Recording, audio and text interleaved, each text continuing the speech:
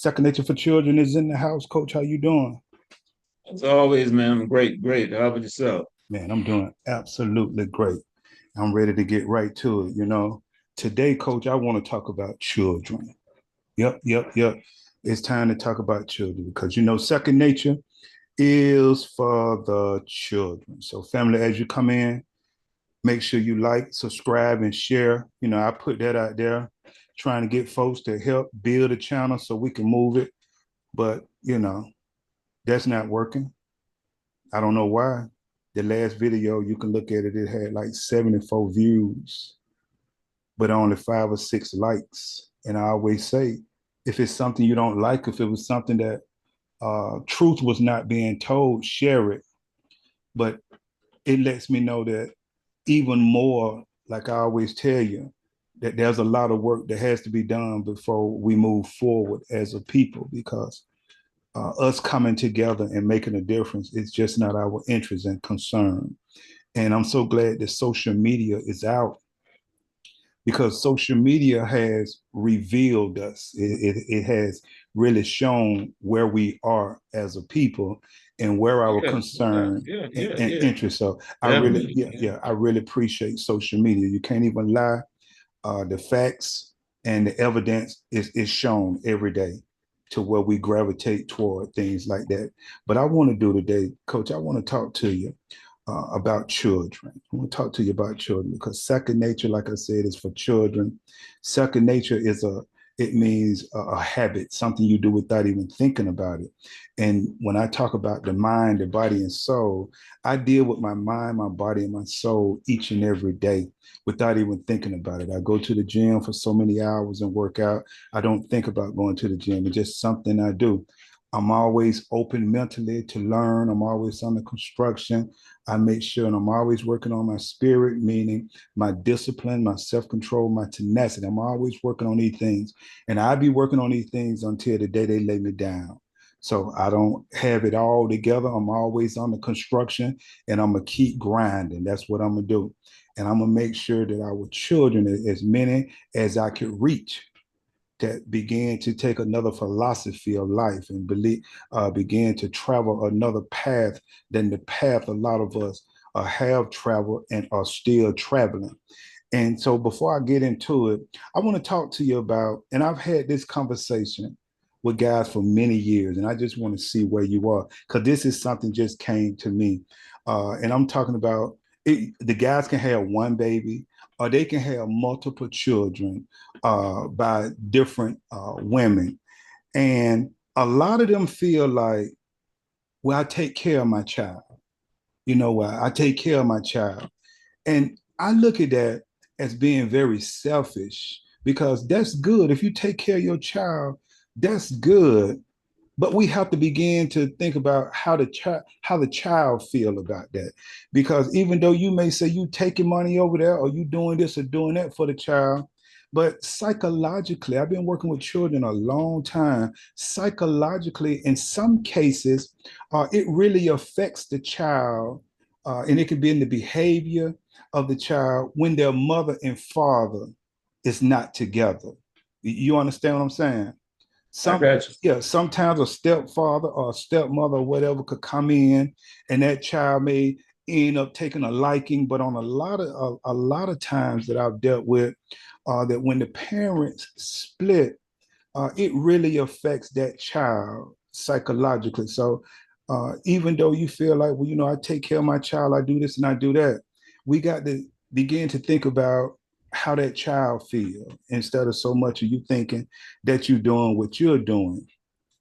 And it has become so normal for the saying of black men do not take care of their children. It has become so normal. I've heard it for so many years. But I want to tell you this right here. Just because, and I want you to kind of give me a little something on this right here on your perspective of this. Just because you go and you do things for your child, I see a lot of times, and I've heard over the years, that guys think that they should get some type of award, or they think it's really I want you to understand what I'm saying. It has become so normal in the saying that black men does not take care of their children to if you get a guy who do something for their child, they think that they should get an award for it. Well, that is something they're supposed to be doing anyway. You understand what So I'm saying? I got you. I got you. So, what you think about that? What you think about the person? And I'm talking about the men right now. You know, you have cases where women have left the home or left the children. I have those cases as well because I work with children every day and been working in this field a long time. But I want to do the men because this is a conversation that I had and have, and even deal with men who do things for their child and then put it out there like it's just something so grand and big.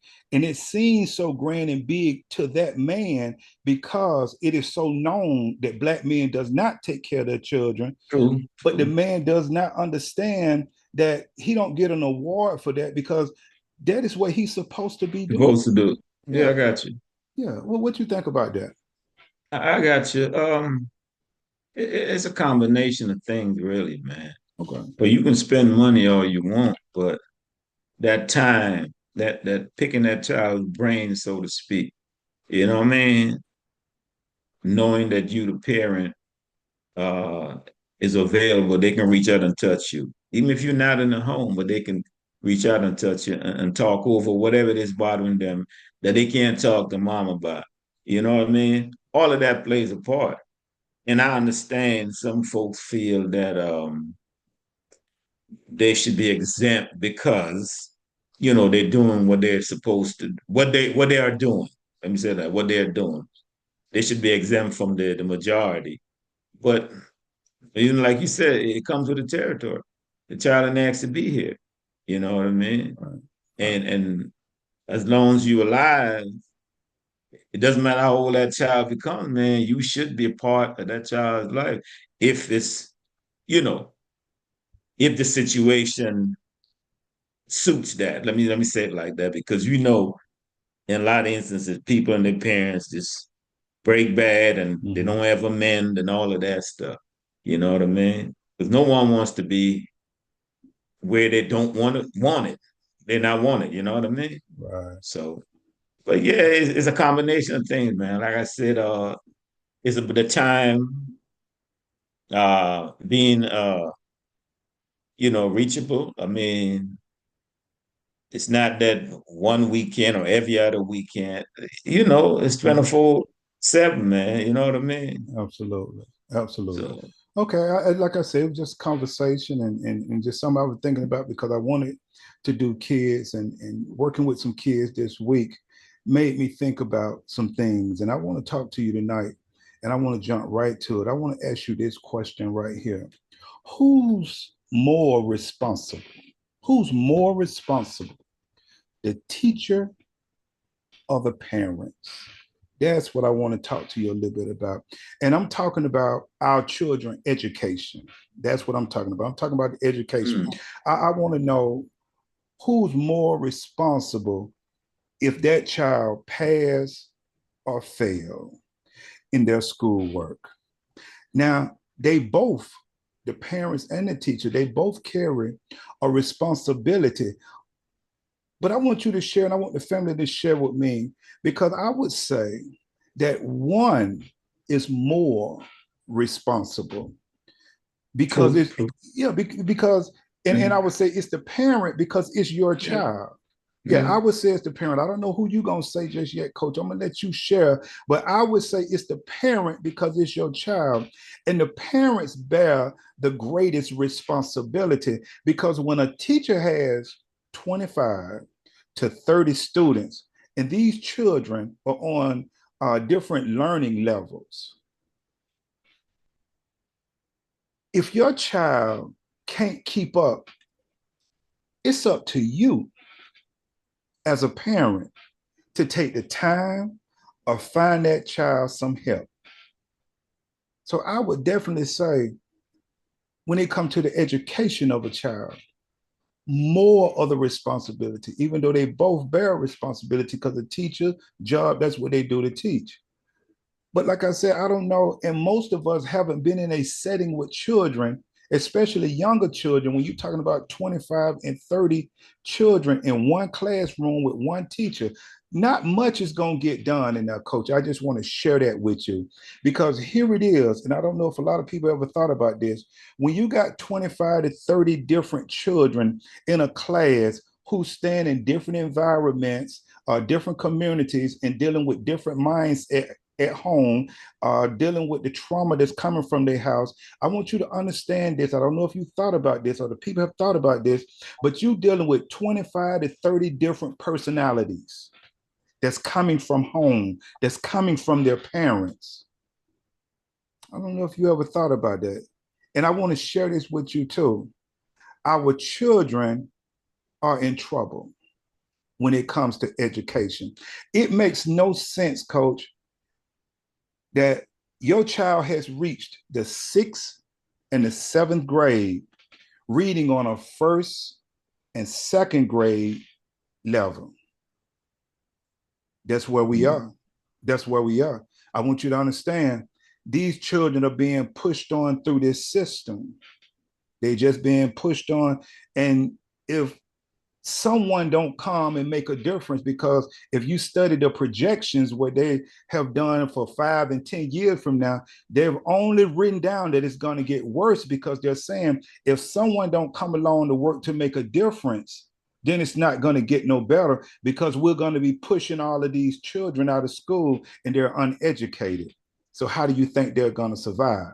And then here it is, we don't understand, because we are a servitude type of people. We don't understand entrepreneurship, and everyone is not going to be an entrepreneur, but we are set for a 9 to 5 mindset to hear when I come along with an organization to help make a difference, and the people don't understand that I could give to that organization. I can take whatever I can, because he's the one, that organization is the one that's trying to make a difference in our children's lives. But by us being enslaved with a 9 to 5 mentality, then we don't see it that way. How important it is that we come together and organize to make a difference for our children. A lot of us, we just don't see it. And I want to tell you again, coach, I'm with them every day.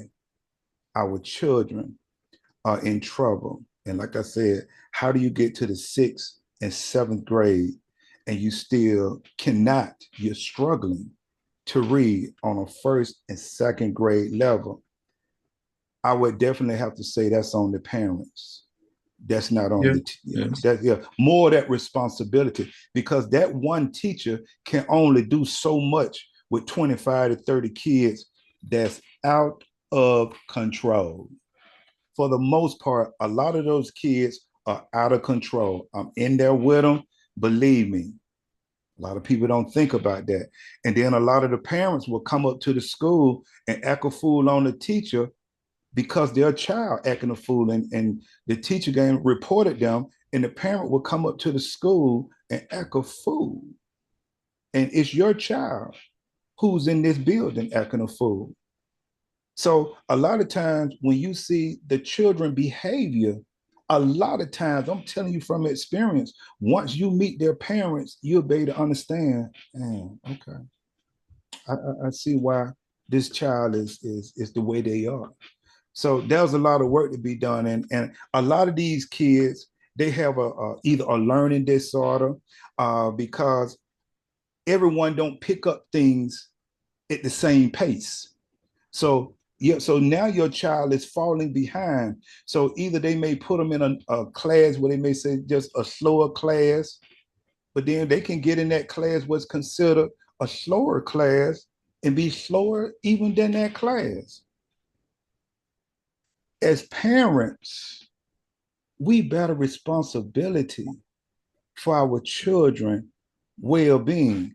And if you study, and I know a lot of us don't do this and haven't done this, if you study the origin of the school system, you would know that it was not designed for blacks, because look at the time that it came about. We was in slavery. So you So you know it was not designed for us. As we look at education today, education, if you study it and you really look at it, it was really to get us ready for servitude. Because when master or someone wanted you to come and do some type of work for them, they wanted you to be studied in something.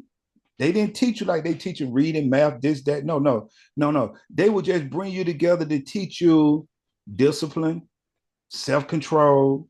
I need you to do this. I need you to do that. I need you to do this. That if study the origin of it. It was for servitude. It was because I don't need a dummy working for me. So I got to try to teach you something because I need you to work for me. Now, I'm not going to teach you nothing that's going to better yourself. I just want you to go back and study it. I got the paperwork on it. Yeah, I just want to teach you because I want you to do some work for me. But I'm finding out every time I look around, you tearing my stuff up, you breaking dishes, you making dumb decisions, you doing this, you doing that. So I'm gonna bring you in and I'm gonna teach you how to be a servant. And you got to understand as time went on how they tried to modernize the school system, and you have to be careful of the illusion of it. I always tell everybody you have to be careful. Just because something look one way doesn't mean it's really that way. So we have to be very careful when we began to look at things, because it was even a time when it was illegal for us to read or write, people of color. It was illegal. They didn't want you to know nothing. They didn't want you to know nothing. Coach, it was literally, you got something you want to say? Is it legal? Well, yeah. Is it legal now? Because we acting like it's illegal. Mm. You know what I'm saying? Mm. We acting like it's illegal. Man, listen, as a parent, you tell me you can't find some time to let Johnny, whoever, Sue, whatever, hey man, start reading chapter one. Let me hear. You know, that's the only way you know what level they're on, right? Now, parents are the first teachers. So if you're a parent, you don't read. How you expect your kids to gravitate to books? You're always in the TV and you want them to read a book. What are you reading? What are you reading? You got to have some books around the house, man. How many adults you know off the top that actually read? You know what I'm saying? So there go the kids. You know, there go the kids. So And I want you to see by you saying that, where, like I said, I'm so glad social media is about, so you can see where our focus is, the things that we are addicted to, and which are entertaining, entertainment, and gossip. And so we really just don't have time with our lifestyles that we're living. We really just don't have time to be taking that time out to be trying to help no child learn how to read or do their homework. And just like you said, I'm gonna tell you something. I've dealt with a lot of adults, and a lot of adults can't read either. and I found that out the hard way. Oh, some job I was on, they had like a seminar and they had the guys starting from the front, but to read a paragraph or something like that. Oh my Lord, I was so embarrassed, Yeah, man. yeah. I was so embarrassed. And it was, simple topics, simple words, man. I'm like, damn. It, it, Yeah, so it's sad. So yeah, our yeah. children are in trouble because a lot of the parents, it's just not their concern. They have put the responsibility, the greatest responsibility, on the school system, and it shouldn't be like that. That's your child, and because a lot of times, we don't understand the system. You understand? So you putting that responsibility on them. So if your child don't make it, then what? That responsibility is on you, parents. And just because you are a parent, like I've said in so many videos, until you learn how to nurture a child, you being a parent don't mean nothing, because other things can be parents. You understand? A plant can be a parent. Yeah. An Mhm. animal can be a parent. You understand? So it's just a male and a female and came together to have an offspring. So it really don't mean nothing. It really, I mean, just you want to tell the truth, it really don't mean nothing to be a parent because, and be careful if you ever come at me the wrong way because I've dealt with abused children who parents abused them. So it lets you know just because they are your parents, it doesn't mean they're going to love you or they're going to nurture you. And that's what a child needs. They need that nurturing. So now, if your child has the opportunity to go and learn how to read and write, I'm just telling the parents and I'm letting the parents know and shoot me a comment if I'm wrong about this and show me where I'm wrong. But parents, it's your responsibility whether your child pass or fail, whether your child becomes successful. I would definitely say it's the parents more, the greater is your responsibility. And a lot of the parents, coach, they're not working with their kids on a majority level. They're not working with them. I'm with them. Coach, there are kids 10, 11, and 12 years old, can't write, cannot write, cannot 10, 11, 12. That's fifth, sixth, seventh grade, cannot write. Coach, fifth, sixth, seventh grade, cannot read a basic sentence. I'm with them every day. These are facts. And I want to tell you, and I'm telling everybody, our children are in trouble. Now, I don't know. Casey Foundation 2025 Kids Count Data Book released 3 weeks ago. Released this 3 weeks ago. You can pull it up. Casey Foundation's 2025 Kids Count Data Book. They released this 3 weeks ago.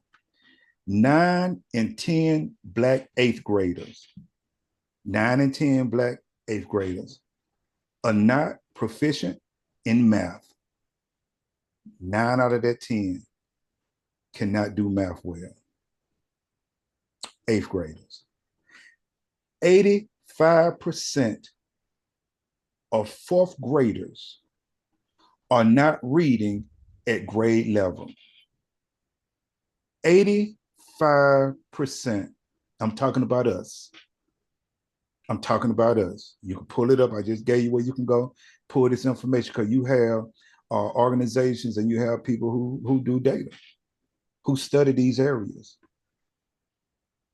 And you could say, well, how you know that's right? Well, I tell you what, I see it every day. So whether there's right, it's confirmation for what I see every day. So I'm not just telling you, and all you got to do is just pull up how Black kids are doing in school. Google it. Shit, just pull it up. All that information will drop right down to you. 85. I want you to understand that with 15 more percent. 85% of fourth graders are not reading at grade level. That means if you in the fourth grade, you only got from pre-K up to third grade, you read down on one of those levels. Coach, our kids cannot read. They cannot read. And I put that on their parents because a lot of these kids during the course of this week just passed, I had a little girl just broke down in tears because she could not read a basic sentence. How old was she? Fifth grade, fifth grade, 10 years old. So I'm telling you what I experience every day. That's fair. And so I just want you to see, how did you get in the fifth grade and you can't read this simple sentence? And that system is just moving you on. And they're just going to move you right on out of school. And what you're going to do if things don't change, if you don't get some help, if your parents don't say, you know what, whoa, parents, get a basic book. Go sit down with your child and see, can your child read? Put some basic math down and see, can your child do math? Please start helping your children. Take some time out of your day and read with your child. Read something, please. Do some type of math. Do some type of 30 minutes a day. I don't care if it's 20, it could be 20 minutes a day to start off, but some type of education with your child, please. Had a daddy the other day came to get his little boy. Another one can't read. I said, Dad, you're not getting ready to take him, are you? He said, yeah, got to get ready for football practice. We got practice. I said, Dad, he need to be here in this program. Football practice at 6:30. We start on this program at 4 o'clock. Just this one day that you got practice, you need to be here. You can't read, but you're so interested in getting into football practice. You can read that contract if you make it. Ain't that something? Ain't that something? I just want you to What was his response though? Oh, he did. He just said, you know what? Let me work on, because he'll be here Monday with you, but Wednesday, just let me work on it. Let me work on it. So I won't know until this Wednesday. Is he gonna leave him for that hour? And then you still got an hour and 30 minutes before practice, because I'm wrapping it up with him by 4:55. So you still got an hour 30 just one day. He need to be in class. But he knows that he never denied it. Oh no, he never denied it. Okay, so if someone tells you that and you know it's different, when you say something, so that means he knows that. But his importance, his attention is not there. And that's what I'm saying.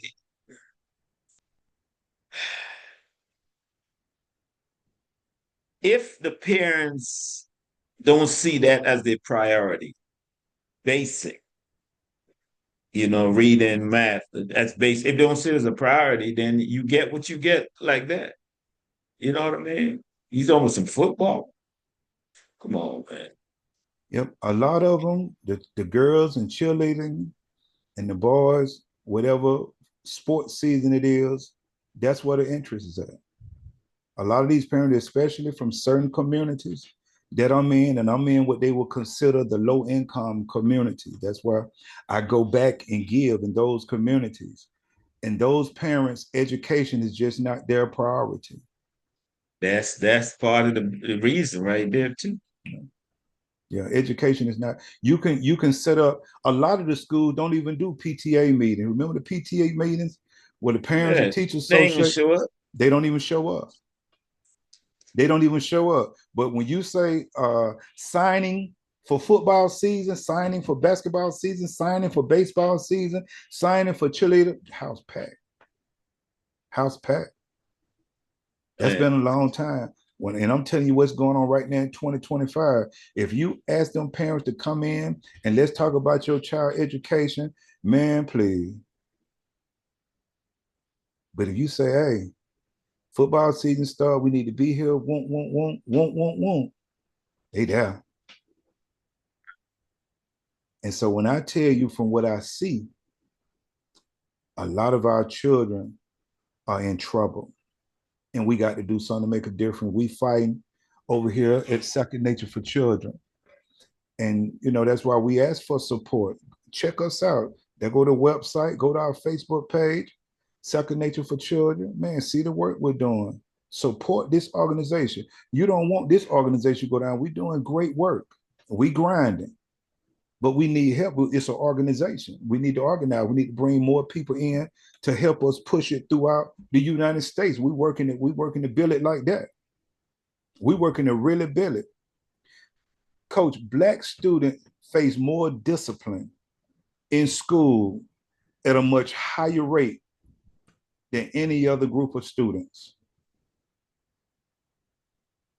Whether some people want to say, well, it's racism, that'll come, and sometimes you never know. The Black children may pay a higher price, a bigger price when they do certain things than other students.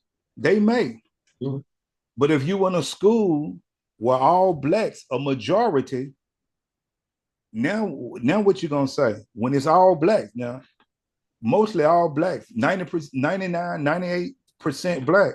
So you can't use the race card now because it's black on black. And it's recorded that black students face more discipline in school than any other group of kids. So you can't learn anything, coach, spending most of your time in the office or suspended. And a lot of them spend a lot of time in the office of being suspended. So I would say this right here before I get out of here. The parents, and share with me, family, what you think. But I would say the parents bear more of a responsibility than the teachers for their own child.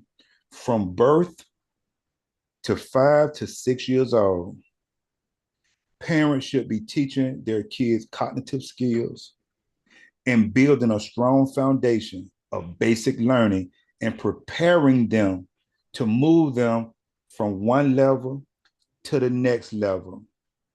That's what they should be doing. Now, whether you do it or not, that's on you. The teachers carry a responsibility, absolutely. But the parents have more of a responsibility because it's your child. So I'm gonna leave that right there, coach. I'm gonna let you share whatever it is you want to share. You got 7 minutes, man. I concur with what you're saying, man. Like I said last week, you can't make someone care more, you know, for themselves. I mean, you can't care more for someone than they care for themselves. Let me just say it like that. Absolutely. You cannot make them care if they just don't care. That's not their priority. I remember a coworker asking me as a child, what is your favorite TV show? I said, man, that was no priority with us. We used to exchange books because you would be embarrassed. They call you in front of the class, you can't read. That started from the house. Absolutely. You know what I'm saying? That Absolutely. started from the house. So, but it's a new day and age, and people priorities different. I can understand why you can't participate in sports and still get your basics down. You got time for both. It just depends on who is orchestrating it, what is important to him or her. You know what I mean? A child can learn to read, do math, and still go and play sports. It's just let them know you got to take care of this first before you do that. But in a society, it seems like we have to be told this is what we need to do. Man, you grown. You know what I mean? You don't lay down and have this child. Now, come on. Even if you don't have it all together, we always talk about the information age, man. There's a whole lot of guidance out there, man, if you don't have it all together. You know, Part of basic reading and writing, that's some stuff you're supposed to pour into your child. You know,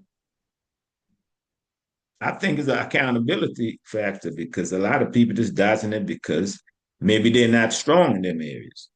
And I understand that, but don't you want your kids to be better than you are? So why would you not invest that time? Even if you don't have the resources, put them in the right direction. You know what I mean? To give them the help they need. So you want them to be lost out here just like you, struggling because they can't navigate because of basic, reading, writing, basic math. Come on, man. That's not fair to the kids, you know. So definitely I agree it's a parent's fault. But we always say, man, show me, you know, what you involved in. I can kind of see where your life's gonna go. Show me, who got your attention, what and who, you know what I mean? Yeah. And you see what got our attention. So it's no surprise, you know. I mean, when's the last time you pull up something and you see uh, uh, a young student just reading? There ain't no views for that. Dancing, maybe, singing. So what about reading? Mm. Hey man, that's us, man. Mm. And that's why I said what I said. Is it illegal? Still illegal? Because we acting like it is. You know, we acting like it is. So yeah, I agree, man. It's appearance. So how does that turn around? Well, I would say this right here, coach. Parents gonna have to do better. I mean, yeah. Parents gonna have to Like do I better. always say, yeah, they have to, they ought to, but They ought to. Yeah. you Because know, the children are in trouble. I'm in there with them every day, coach. And I'm telling you, education wise, our children are in trouble, man. And their futures don't look bright unless things change. But the way they're going, and they're just getting pushed through the system, not knowing basic things, it's gonna hurt them. Yeah, it's gonna hurt their journey. So I'm gonna do my part as much as I can, coach, and I hope people support the organization, which they don't. But I'm still gonna stay on my grind, stay on my pivot. To work is helping as many children as I can every day. But I would just say parents, and the sad part is this information, a lot of us is not even listening to it, not even sharing it, knowing that it needs to be mm, out there. So people won't even get this information that we need to get on our grind and help our children. Our children, one more time, I'm gonna say it, the way things are going, I don't care what you're looking at, what they show you on TV about the black kid, our children in trouble, education wise. They don't know. They're way behind. They're way behind. Like I say, if you get to 10, 11, and 12 years old and you can't read a basic sentence and you can't write, I can't even understand your letters. What is that? That's a problem, coach. So I would say the mm. parents definitely bear more of a responsibility for their children. Please, parent, help your children. Coach, you got anything? It's a minute left. I'm done, man. If it's going on for this long, what's gonna change? Mm. What's gonna change their attitude? What's gonna spend? You know what? It's my responsibility. Let me jump on board. It going on for so long. That's something you should know. I mean, really, as a parent, you know what I mean? So, like It you say, won't. you can only do what you can do. That's it, man. Yeah, it won't be no change no time soon. So I'm just gonna keep grinding because it won't be no change no time soon, coach. So until we come back together, let me go get ready because I got a long week with some children. All right, take care, man. Yes, sir.